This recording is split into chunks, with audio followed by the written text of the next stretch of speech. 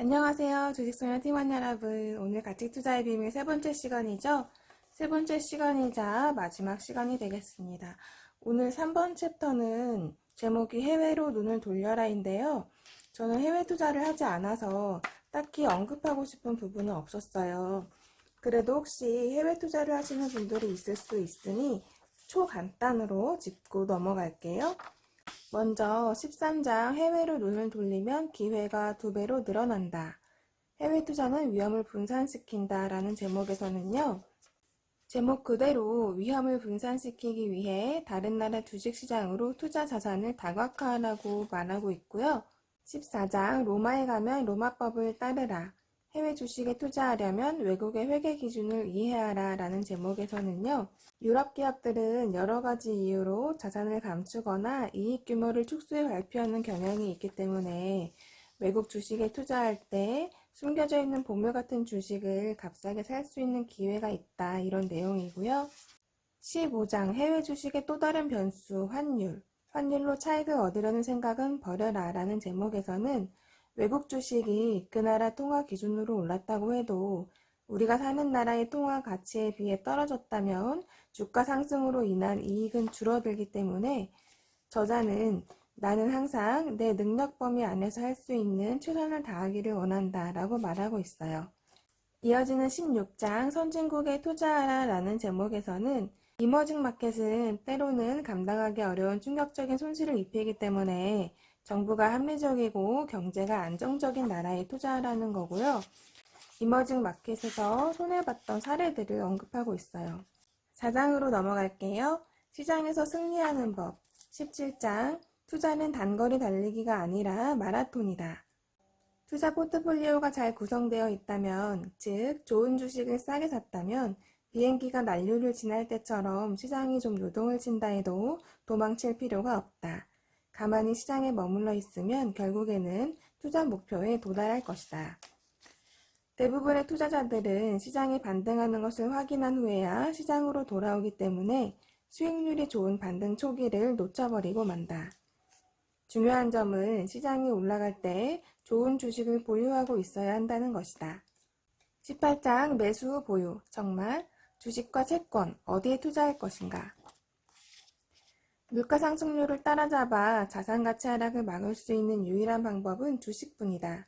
채권은 만기 때 원금을 돌려받지만 그 돈은 처음 채권을 투자했을 당시보다 실질적인 가치가 크게 떨어질 가능성이 높다. 투자의 대부분이 사실은 단순한 상식에 근거하고 있다. 투자하는 펀드를 자주 교체하거나 이른바 자산 배분이라고 해서 투자 자산을 자주 팔아 조정한다면 수익률이 높아지기는커녕 낮아질 가능성이 크다. 처음에 올바른 선택을 했다면 그저 침착한 태도로 사태를 관망하는 것이 훨씬 더 낫다.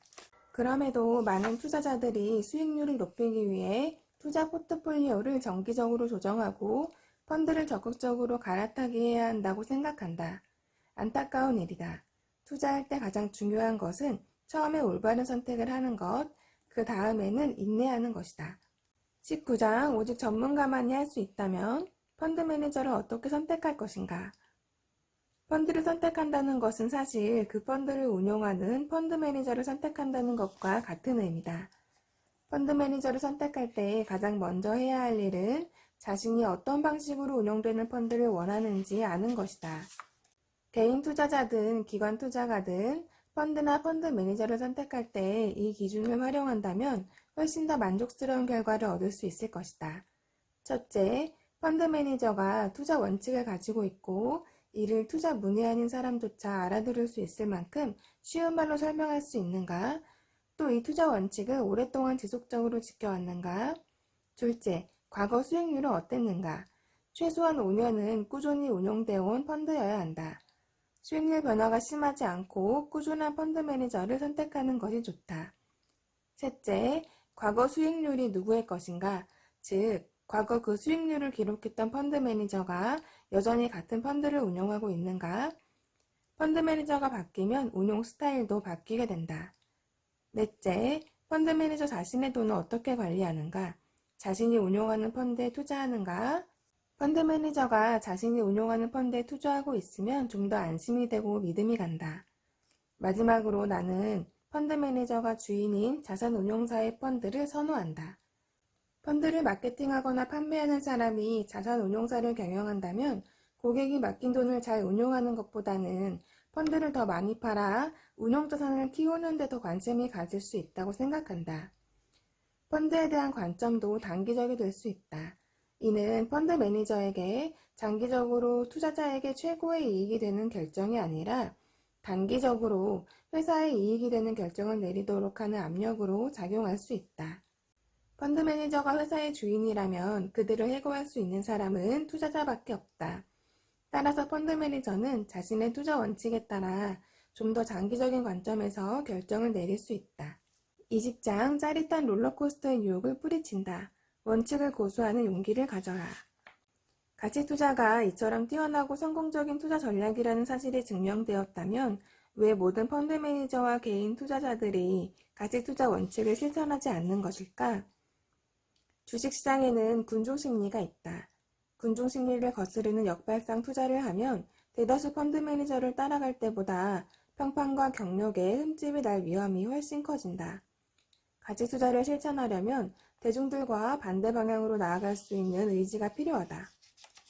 그러나 매우 헌신적인 가치 투자자라 해도 주식시장의 급등과 흥분 속에서 흔들리지 않고 원칙을 고수하기란 어려운 일이다. 사람들은 투자를 비롯해 거의 모든 일에서 즉각적인 만족을 원한다. 때문에 투자자들은 주식을 살 때 주가가 즉각 오르기를 기대한다. 주가가 빨리 오르지 않으면 팔고 다른 주식을 산다. 반면 가치 투자자는 농부와 비슷하다. 농부는 씨앗을 심고 농작물이 자라나기를 기다린다. 가치 투자는 롤러코스터를 타는 것이 아니라 목적지까지 단조롭고 긴 여행을 하는 것과 같다. 21장 세월이 흐르면 방법도 변한다. 그러나 원칙은 변하지 않는다. 경제가 발전하면서 철강이나 섬유 같은 전통 제조업은 쇠퇴하고 대신 소비재 산업과 서비스 산업의 비중이 점점 더 커져갔다. 소비재 기업과 서비스 기업은 이익을 창출하는 데 필요한 공장이나 설비 등의 고정 유형 자산이 전통 제조업에 비해 훨씬 더 적었다. 이에 따라 기업의 가치를 평가할 때 고정 유형 자산을 포함한 순자산 가치가 갖는 중요성도 줄어들었다. 대신 가치 투자자들은 이익을 더욱 중시하게 됐다. 방송사와 신문사 등 미디어 기업은 고정 유형 자산이 적어 장부 가치가 상당히 낮은 편인데도 막대한 이익을 창출하는 대표적인 기업이다. 나는 또 전통 제조업체보다 훨씬 더 빠른 속도로 이익이 성장하는 기업에 투자하면 높은 수익을 얻을 수 있다는 사실도 알게 됐다. 기업의 현재 가치에만 관심을 쏟다가 성장에까지 눈을 돌리게 된 것이다. 가치주를 고르는 방법과 기준은 세월이 흐르면서 변해왔다. 중요한 것은 가치 투자의 원칙 그 자체에는 변함이 없다는 것이다. 세월이 흘러도 변치 않는 가치 투자의 원칙은 주식을 실제 가치보다 싸게 사서 주가가 기업의 진정한 가치에 근접하면 파는 것이다. 가치 투자를 할 때 가장 실천하기 어려운 부분은 바로 인내하는 것이다. 가치 투자자로서 해야 할 일은 주가가 실제 가치보다 낮은 주식을 발견해 사는 것으로 끝난다. 이제 나머지는 그 주식에 달렸다. 네, 이렇게 해서 가치 투자의 비밀 파트 2를 마무리하게 되었어요. 함께 공부하신 우리 주식소녀 팀원 여러분 모두 수고 많으셨습니다. 저는 이번 파트 2 할 때에도 영상을 한 편 올릴 때마다 3번씩 읽었는데요. 파트 1 때에도 3번씩 읽었으니까 영상을 올리기 위해서만 6번은 읽었네요. 그 전에 이 책을 맨 처음 선정하기 위해서도 또 읽었었겠죠? 이번에 이 책으로 파트 2를 하면서 느낀 점은 확실히 저만의 원칙이 이제는 어느 정도 잡혔구나 하는 거였고, 역시 좋은 책은 읽을 때마다 또 다른 깨달음이나 확신을 준다는 거였어요. 앞으로 다뤄야 할 책들이 많이 있겠지만 그렇더라도 이 책에 중요 표시를 해놓은 부분은 가끔 꺼내보게 될 것 같아요. 이번 파트 2 첫 번째 영상에서도 말씀드린 적이 있는데 저는 100% 가치 투자자는 아니에요. 지수의 흐름을 체크하는 모멘텀 투자자이면서 또 성장주 투자자입니다. 그럼에도 이 책은 매수 시점과 관련한 많은 가르침을 준 참 고마운 책이에요. 우리 주식소녀 팀원분들에게도 주식 투자와 관련해서 많은 것을 얻게 해주는 소중한 책이 되었으면 좋겠습니다. 지금까지 이 책과 월가의 영웅 이렇게 두 권을 파트 2로 다뤘었는데요. 위대한 기업에 투자하라 이 책도 파트 2로 한 번 더 다뤄보려고 해요. 다음 강세장 오기 전에 한 번 더 꼭꼭 씹어 먹어 보려고요. 이 책을 처음 보신 분들이거나 아직 읽지 않으신 분들이 있다면 같이 공부하시면 좋겠어요.